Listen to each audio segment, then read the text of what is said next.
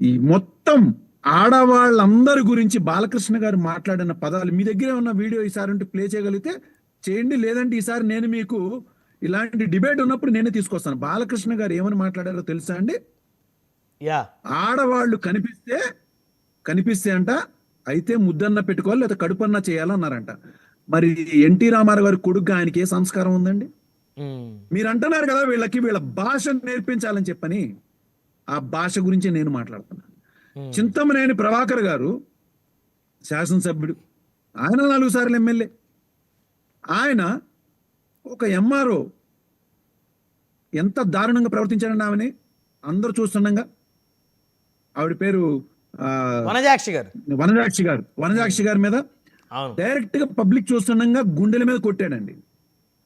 మరి మీకు అప్పుడు ఏమైందండి? వాళ్ళందరూ తెలుగుదేశం పార్టీలో ఉన్నటువంటి వాళ్లే కదా.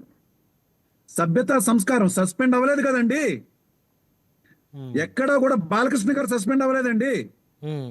చింతమనేని ప్రభాకర్ గారు సస్పెండ్ అవ్వలేదండి.